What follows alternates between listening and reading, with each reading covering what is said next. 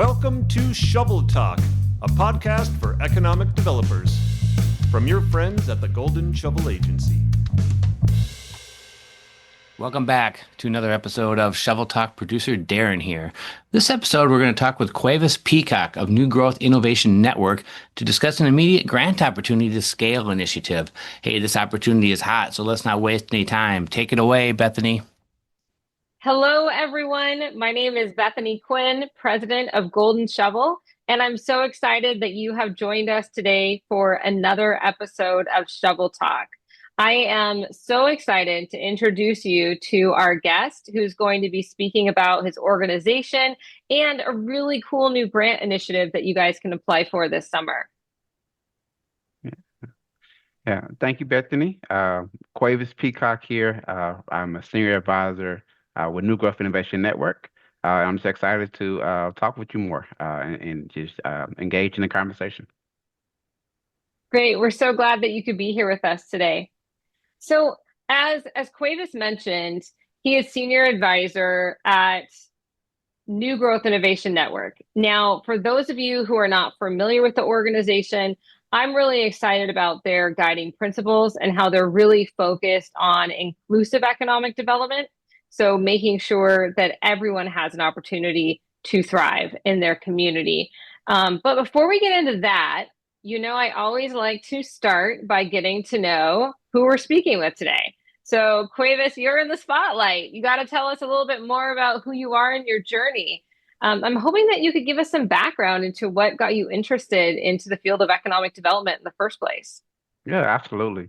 And so I am from Port Arthur, Texas, and Port Arthur is right on the border of Texas and Louisiana on the Gulf Coast. And growing up, Port Arthur is home to billions and probably these days trillions worth of oil and gas refineries that are there. And seeing these refineries around my community and the money that goes in and out of them, it's not reflected in the community itself. And so, in seeing that lack of economic opportunity, in spite of economic facilities being so near by to us, it had me always questioning, well, why not? And then from that point, I would travel from different places as a kid, and I would see, well, it looks great here, looks great here. And so, what's missing from my own community? And so, really, I got into it by seeing so many communities that lacked it. And recognizing that it didn't have to be that way, and that something can be done to design systems where communities can lead in a way where they're not just receiving the economic development and growth, but they are the one that are champions in it as well. That's actually a really fascinating story because I will tell you that 90% of the people who come onto our podcast, they love economic development, but they didn't know that they were going to go into it. They didn't have those aha moments that you had as a child or somebody growing up in the community. So the fact that you were able to identify that wealth was not necessarily flowing into your community and see that it was done differently elsewhere is actually a really fascinating background story. Oh yeah, I appreciate that. And that's interesting. I think that's just a reflection around my journey as a whole. Right. So I was able to see it, but even then I couldn't specifically name it, right? And so I didn't know it was named economic development. At the point in time, I thought it was site surveying or urban planning. But throughout my particular journey where I constantly looked to figure out what can be done to bring opportunities to my community, I eventually found it. And not just economic development, but specifically the combination of community and economic development as a whole.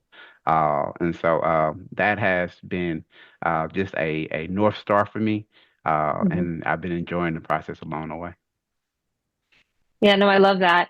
And it's interesting because I think that also is symbolic of some of the shift that we have seen in the economic development industry. It really started to shift, I feel like, before COVID, but the pandemic really enhanced the urgency for economic developers to evaluate community economic development as a whole, right? Like what feeds into this entire ecosystem? It's not enough to just prepare sites or work on infrastructure or just bring in businesses. What are the other pieces that play into that? So it's just really interesting timing because I think what you saw early on are a lot of the conversations that we're having now across the industry. Yeah, absolutely. I remember growing up, my uncle would tell me that you can tell the quality of a city by its parks. You can tell Hmm. how well a particular city is going to be thriving economically just by going up to a park and seeing if it's well kept or whatnot. And what that really speaks to is, and this is old age-old wisdom. There's no scientific Sure. background around that. But what it spoke to is that by being in a community where there's a sense of high quality of life, that Hmm. translates to the ability to where jobs want to be, right? And so Hmm. jobs follow people. People follow jobs, but I think what it really is focused on the fact that jobs follow people in places, whereas the place has been cultivated in a way where there's a chance for a good, strong quality of life. And so it's not either Hmm. or, it's both and so. Right. So, Cuevas, we're going to pivot a little bit away from talking about your personal story, which of course is very interesting, but I want to take time to introduce our listeners to New Growth Innovation Network, because your organization is doing some fantastic work, but most people are not familiar with you. So, could you give us some background on what you do and what your organization's mission is? Yes, and so my organization, New Growth Innovation Network, we like to refer to ourselves as NGIN. And then a lot of members of our team refer to themselves as engineers because we're creating, we're building, we're developing something. And what we are, we're a national intermediary that partners with economic, community, and government leaders to build inclusive economic systems. Our core belief is that those communities that historically have been left out of prosperity, whether they're being Black or indigenous or rural, that they must be the ones to lead and shape economic growth and not necessarily just included in it. And we take a twofold approach in doing that by focusing on insights and innovations, identifying what are those new strategies that are out there that are helping to advance inclusive economic growth. What are those particular findings that are happening or the programs that people should know about? And that's one side of our house. And the other side of our house is focuses on capital and capacity, which I get a chance to live in. And so capital and capacity recognizes that not only do people need to know about what's happening and what's going on, but they need support in actually executing and implementing it. And that actually getting support and implementing things, you need the capital to advance it. And so by those twofold approach is what we do as an organization to advance inclusive economic development throughout the country. Now, okay, so you brought up capital, and that's one of the things I want to talk about because Engine actually has a program right now for everyone who's listening that you can apply for. And I really think you guys got to take advantage of this opportunity. So you're going to have to tell us more about the Scale program. Now, I know it's part of your small and mid-sized cities hub, and that this particular engine initiative is funded by Robert Wood Johnson Foundation. But beyond that, I need you to inform me, just like everybody else. Tell us more about the Scale program. Yeah, and as we're talking, I love the name Scale. Like we have a great marketing team because it really helps to embody what we're hoping to do through this work. Scale, and it's an acronym for Strategic Capacity for Advancing Local Economies. And as mentioned, like I said, there is a focus on scale for our small and mid-sized city hub, which consists of populations, cities have populations from 50,000 up to 500,000. And that's a focus of ours because for so long, that particular population group of cities is overlooked, right? There's so much happening in that size from an economic development standpoint. But for whatever reasons, they're not always getting the shine as needed. But with scale, those who are applying can either apply for our community wealth building track or our commercial real estate development track. And as they're applying, they will be able to receive 12 months worth of technical assistance to help them advance work in those one or two areas. As mentioned, there is a capital component to it, but in addition to that, we also have a chance for those selected to engage in a immersive learning trip to a small and mid-sized city that is really leading in this effort. They'll receive technical assistance coaching from experts in community wealth building and commercial real estate development. And then they'll also get a chance to be able to engage directly with their particular peers through quarterly virtual convenings and informational sessions to help them increase their capacity to do this work. With scale, going a little bit deeper into the various tracks, the goal of the commercial real estate development track is for members of the program to leave with increased knowledge of investment readiness for their particular projects, of capital, investment readiness, of development planning for their particular project, ways how they can go about in obtaining site control and ownership, and then how can they become a way better suited to connect with various different capital providers. In staying on that focus of commercial real estate development, what we have found is that anchor institutions are pivotal to ensuring that there is a way to sustain local inclusive economic development in a community. Anchor institutions being a hospital or university or a church or a museum. These are these organizations that are there. They're not going nowhere. They're rooted in place. They're going to continue to be there for a far long time. And then as they have, because of that, they're more stable, and because of their stability, they are more likely to be able to sustain economic growth. And so we want to work alongside them to help invest not only in within their own footprint as an institution, but in the communities they're located in. And so that is the thinking behind doing anchor-led commercial real estate development for a scale. And then with community wealth building, that particular track, where the focus is more so on knowing that there are so many different ways that community wealth building is popping up throughout our country, whether it be in procurement or cooperative development or making sure you have some type of locally rooted finance, and knowing how all the community wealth building can really help aid in creating a local ecosystem that allows for shared prosperity.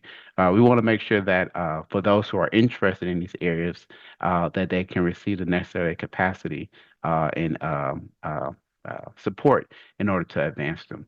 And so with community wealth building, you'll receive the year-long technical assistance, but you'll also get a chance to receive a grant to support the implementation of your community wealth building project, as well as for both programs, you'll get a chance to receive dollars to go towards various community engagement activities to help make sure that you're able to get the right people on board with your work.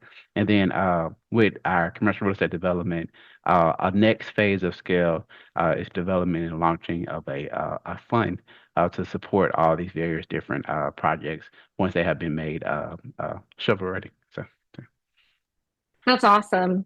Yeah, and what you're talking about are things that we hear come up in conversations all the time. You mentioned, for example, the commercial real estate component.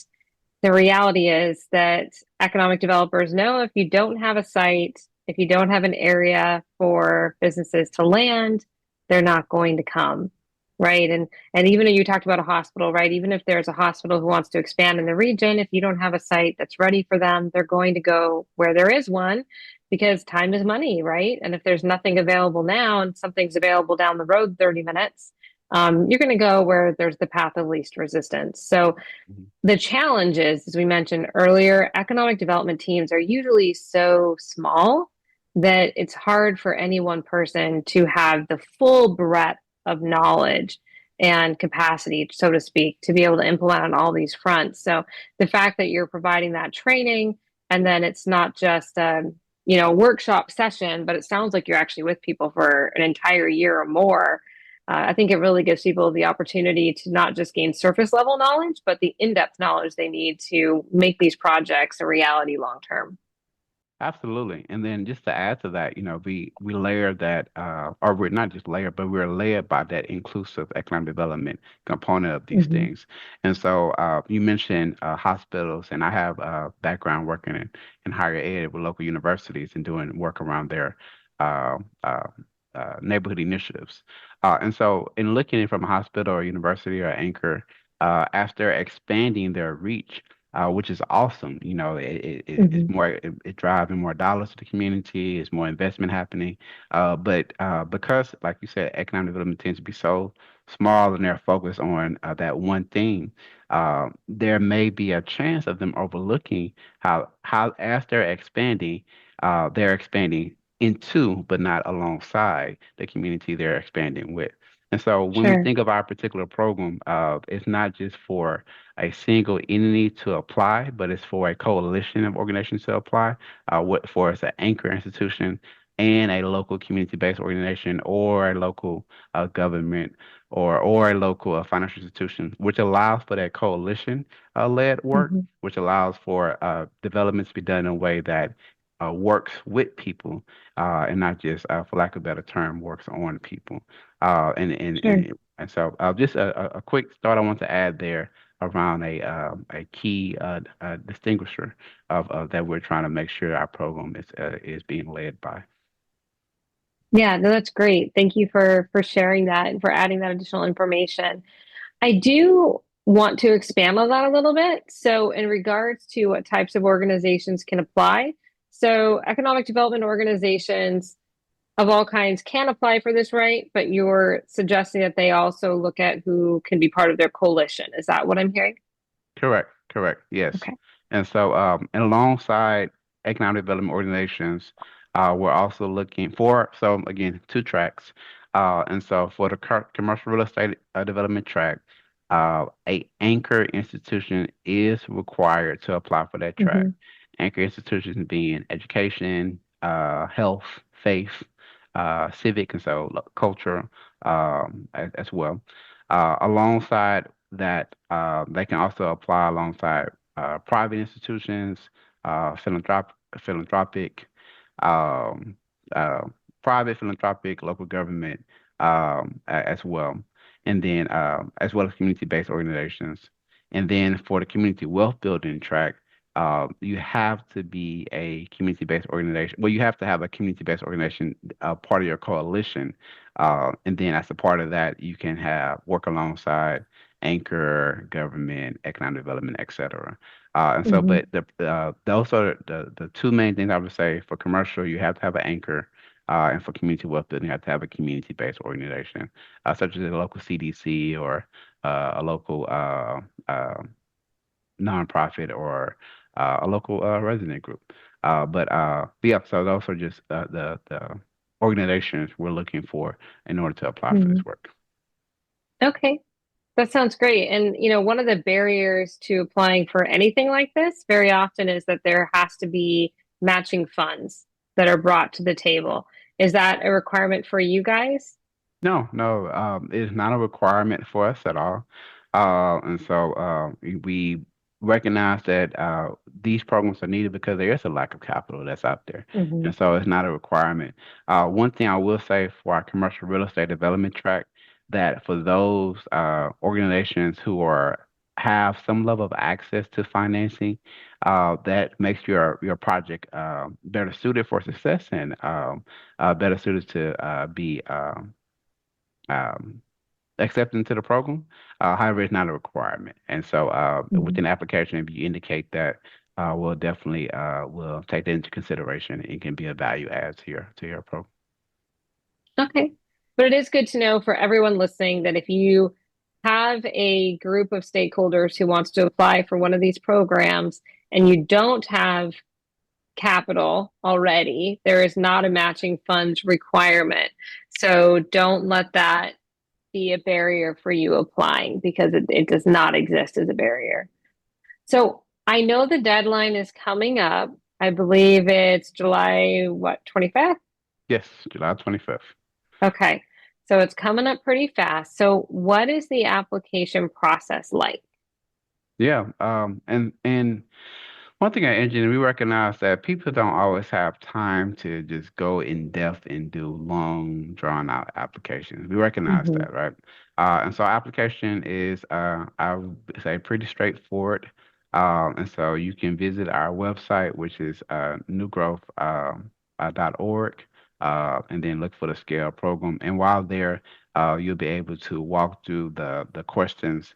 I think for each of them, there may be about 10 or so questions on there where we'll ask information around your coalition, we'll ask information around your project, we'll ask information around based upon the work you want to do, what are some expected outcomes you may think may happen in the community? And we'll ask, how are you including the impact of community in this work as well? Okay. And so walking through that process and submitting it by July 25th are the main things. The only thing in addition to that is for the application, you would be asked to submit all of your partners' information. So again, Mhm. we're asked a single application to be submitted on behalf of the coalition of partners, and then we'll just want to ensure that each partner has submitted a letter of commitment to this work, which we would provide for you within our a template within the actual application. Okay. All right. So just to confirm, that is at newgrowth.org/scale. Is that correct, Cuevas? Yes, that's correct. All right. So newgrowth.org/scale, and you guys will be able to apply for that by July 25th. So, all right, straight talk here. I have some kids in college, and the old FAFSA was murder, and you had to have tax returns and all kinds of stuff. So we're just checking here. It does not sound like this is a horrible application process as far as needing, tax ID numbers and everything from all of your partners. That's not the case. It sounds like your questions are pretty straightforward. And as long as you know who your coalition is and what you're trying to do, you should be able to get through the application. Just one person submitting it. Am I getting that right? Correct. Tax season is over, and so we're not trying to go back into it. We're not Perfect. trying to re-bring up those nightmares, and so we're good. We're good there. So pretty straightforward. All right. Awesome. And I did want to get that clear because for anyone listening who's hearing coalition, I don't want you guys to be afraid that, oh my gosh, I got to go get all of this massive paperwork from everyone. That's not the case. And if you have a template online for that commitment letter, it sounds like you can just print that out and get people to sign it. Is that correct? That is correct. That is correct. And so Okay. I think that may be the hardest thing there is making sure you get people to sign on to that letter of commitment, which is why we wanted to provide that template for everyone to just make it as easy as possible. Well, maybe not as easy, but as straightforward as possible. So. Sure. Sure. No, that's perfect and really important. Again, because the deadline is coming up so quickly, for those who have any interest in working with NGIN and working with this program, again, you're getting over a year of support. There is no capital match required. Give it a go, give it a try. Go to newgrowth.org/scale and just do the application and see what happens. That would be my recommendation for people who are listening. There's really nothing to lose, and it doesn't sound like it's going to take too long to fill it out. I agree. So let me ask you this. I do want to ask, one more question about scale before we move into the game that I have not prepped you for. Tell me, what do you hope the impact is going to be for communities who apply for the scale program? Yeah. I hope the impact is that locally they will see an increase in shared prosperity. That they would be able to apply models of community wealth building that focuses not just on increasing prosperity and opportunity for a few, but for all. And then for those who are doing the commercial real estate development track, that anchor institutions will be able to recognize even further the role they can play in creating local strong economic ecosystems that see everyone in their surrounding neighborhood benefit from it. And in doing so, as we're doing scale and providing people with the tools and the capital and the connections, I hope that they are able to leave this program better suited to advance inclusive economic development and increase growth for all in their communities. So before we move on to our game, I do want to give you the opportunity to say anything else that's on your mind about New Growth Innovation Network or the Scale Initiative. Yeah. So one thing I'll say about scale is, there are a lot of traditional programs that seek to help communities and organizations create change without an element of care. And that's one thing I think that's very important for us as NGIN. We recognize that as economic developers, we have a lot on our plate. We have a lot that we're responsible for, and we recognize as communities that have been disinvested in, that there's a sense of being left out of certain things. And so, as we do any program here at NGIN, it's a part of our commitments to commitment, our commitments to capacity, our commitments to capital.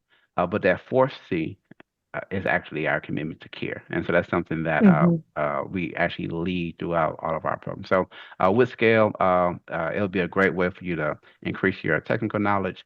But as previous participants of our previous programs, they leave it not only with knowing what to do, but knowing to have a network of practitioners who have they built a relationship to do it alongside with as well. Anna, that's great. Thank you so much for sharing. Okay, so we are at the point of our podcast. Like I said, I did not prep you for this intentionally because we have our shovel toss game where I am going to turn on a timer and I am going to ask you as many questions as possible within 1 minute. So this is really how fast can you think on your feet? Okay, all right. All right, so you got to give me a second here. We're going to pull up my stopwatch, which actually is a cell phone, because, you know, who actually has a stopwatch anymore? Is Nobody. that one of the questions? Yeah, I know. How old do you have to be to have a stopwatch? Okay. All right. Are you ready? Ready. If you could master any skill, what would it be? Oh. Saying no. Go-to karaoke song. That's just funny because we do karaoke at NGIN.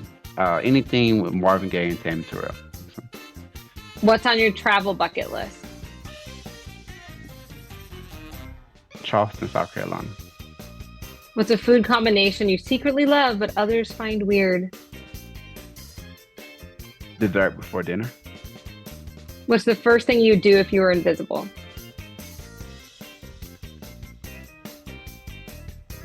Play a prank on my wife. I don't know what it would be, but it would be something that she would get mad at me for. So.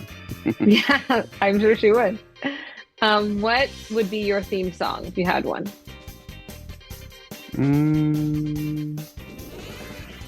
That is a good question. There's it's called Million Little Miracles. I forget who it's by, but Million Little Miracles. That's a Christian song, gospel song. All right, I have to look that one up. Okay, pineapple on pizza, yes or no? Yes. Guilty pleasure TV show. The Wire. If you were a fictional character, who would you be? Oh, it's funny because I don't know if he's actually fictional, but Bernie Mac on the Bernie Mac show, even though he's technically real. So I don't know if that's working. And so, but kind of like his part real. Yeah. Yeah. Part real, part character. Mm-hmm. All right. And last one, what do you want to be remembered for? Love. All right. You got them all in a minute and 51 seconds. Okay. All right. So if your wife is listening, yes, he would prank you, but he wants to be remembered for love. So it's going to wash out. It's a prank out of love. So. Yeah, exactly. All right. Well, thank you so much for being here with us today. I really appreciate your time, and I appreciate the opportunity to share with our audience about the exciting opportunity to apply for the SCALE initiative. Again, as a reminder, you guys, there's no match there. The application is due by July 25th, and you can apply by going to newgrowth.org/SCALE. Awesome. All right. Thank you so much. Have a wonderful day. All right. Thank you, Bethany. Have a good one.